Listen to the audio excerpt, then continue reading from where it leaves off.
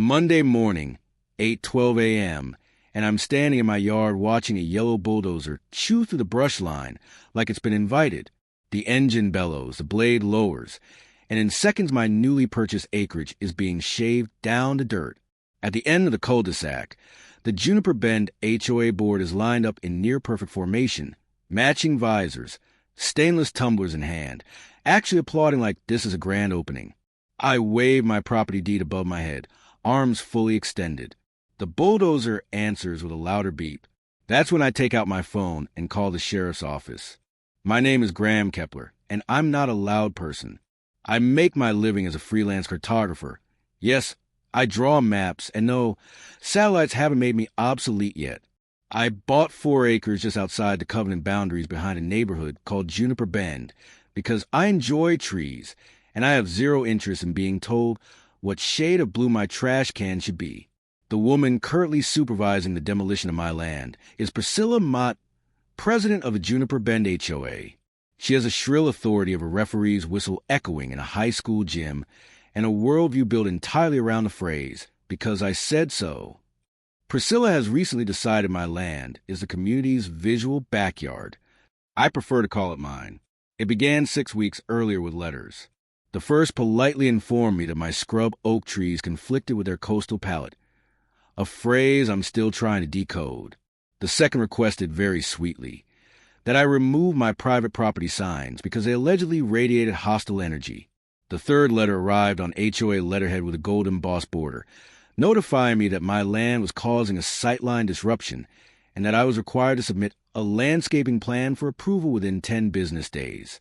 I replied, calmly and in writing, that my property was not part of their HOA and therefore not governed by their rules. Priscilla's response came courtesy of her husband, who knocked on my door at 7 a.m. while I was still in a bathrobe. He explained that although my parcel was technically outside the boundary, it still fell under their aesthetic jurisdiction due to visual impact. A week later, a glossy full-color brochure appeared in my mailbox announcing the Community Meadow Initiative, complete with architectural renderings, native plant lists, and a detailed site map. The amusing detail was that the map showed my land shaded a pleasant pastel green, as if it had always belonged to them. There was even a cartoon family picnicking beneath my oak trees, kids flying kites in what was currently my unmanaged back 40. I responded with copies of my boundary survey, my recorded deed, and a courteous but unmistakable no.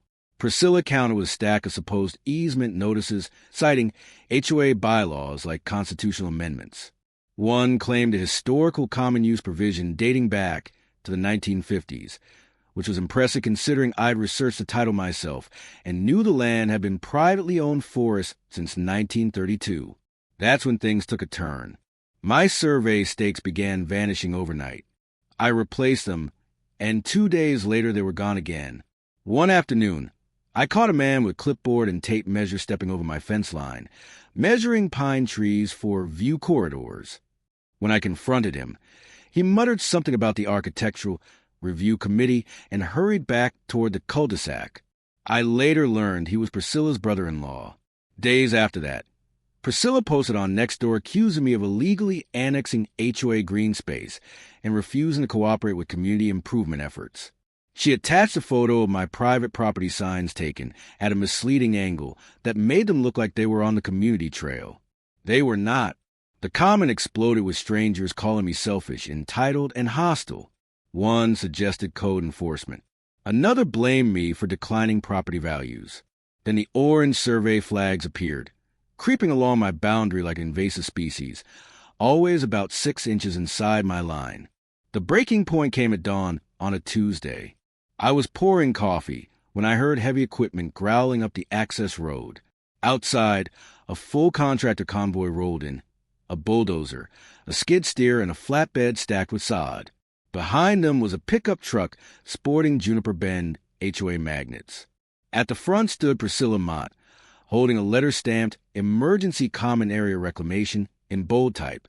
The seal was a clip art eagle, which should have told me everything. She wore her bright yellow HOA vest with reflective strips, looking like an airport traffic marshal. Through a megaphone, she announced they were restoring sightlines and that my underbrush posed a fire hazard to the community. The board members behind her clutched roll plans and nodded solemnly like this was a tactical operation. Before I could put on shoes, the bulldozer started carving a drainage swale straight to my posted buffer zone. Fence posts snapped, dirt flew, and months of planning vanished under steel. I ran outside in my socks, phone raised, plat map glowing on the screen, and stepped directly in front of the blade. The operator slammed the brakes and stared at me like I'd lost my mind. I shouted that this was private property and showed him the boundaries. He hesitated, then looked to Priscilla. She screamed that I was being combative, that I was a squatter on community land. I announced loudly that I had a recorded deed and professional survey, and that she was committing criminal trespass and property destruction. She laughed and said HOA authority overrode individual claims when safety was involved.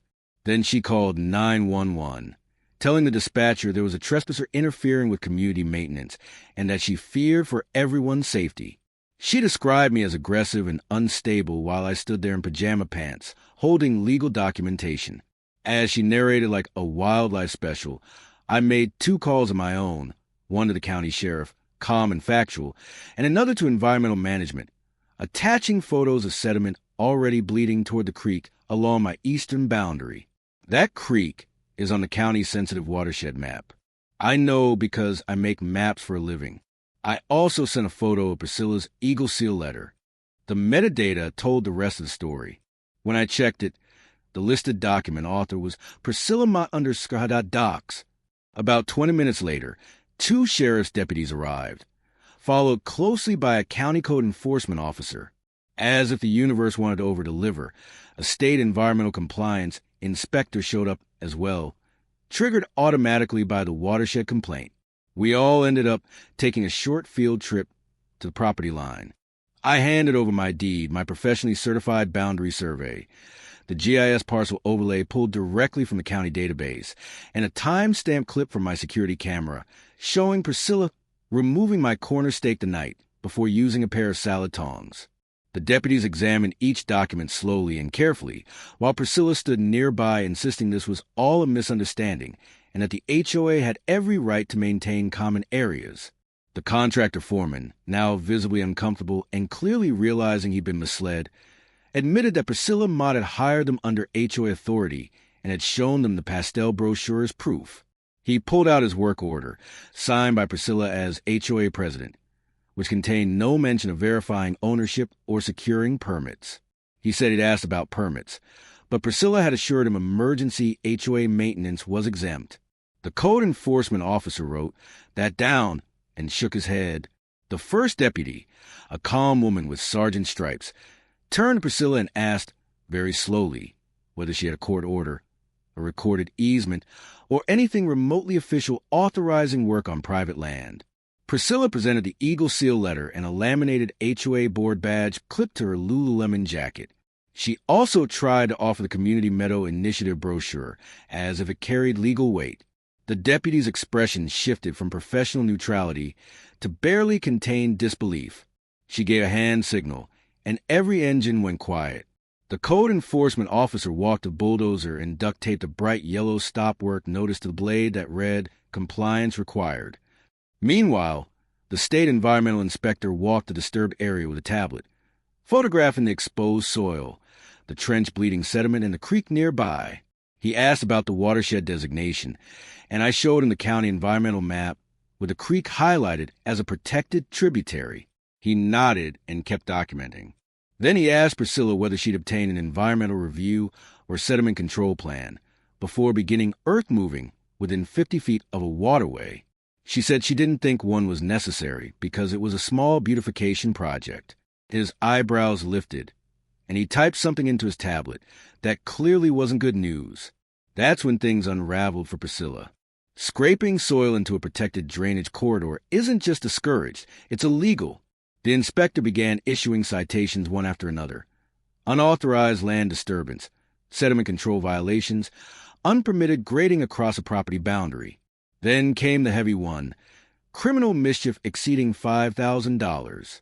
When they calculated the damage to my fence posts and mature trees, each citation carried its own fine and penalty range.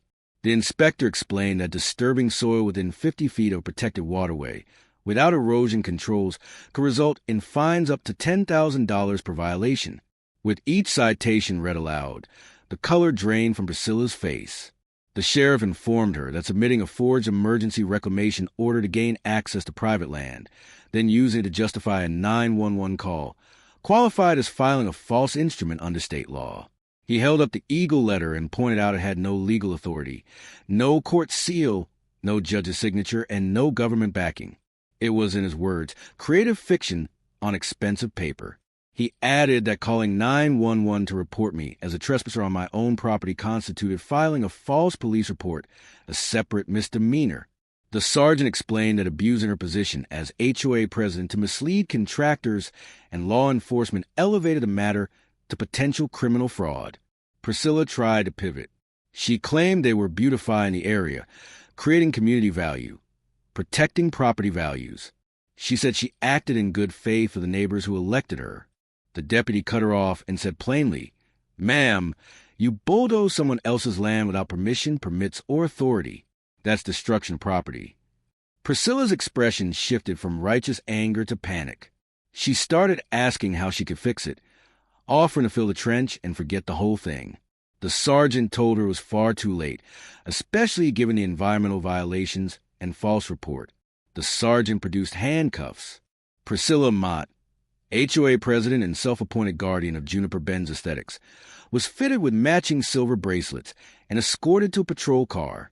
As they walked her away, she kept insisting it was a mistake and that she was just trying to help the community.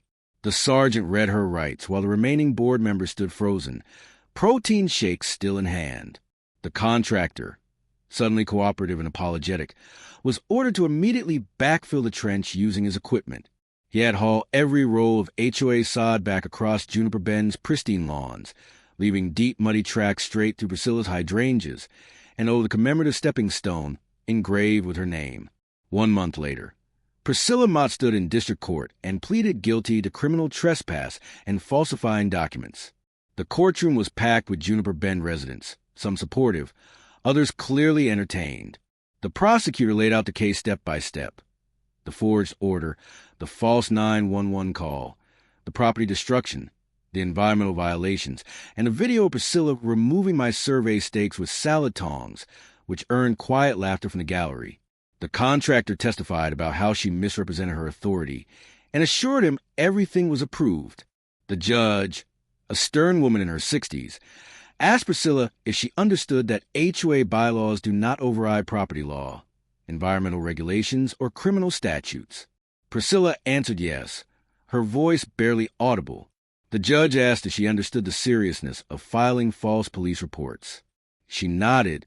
When asked why a community leader would forge documents and destroy private property, Priscilla began to mention community standards before her lawyer stopped her. The judge ordered full restitution totaling just over $18,000 and barred Priscilla from holding any HOA office in the state for 2 years. The state environmental agency fined the HOA $75,000 and required a 3-year restoration plan with native plantings, permanent silt fencing, and quarterly water testing.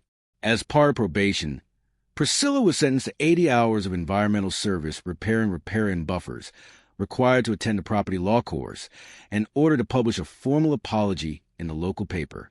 When the sentence was read, Priscilla went pale. Her hands clutched the table as her knees wobbled. Her lawyer argued for leniency, citing her lack of prior record, but the judge responded that leadership demands higher standards, not lower ones. The gavel cracked sharply. Priscilla stood silent, her laminated HOA badge still clipped to her jacket, staring at the podium as the bailiff called the next case.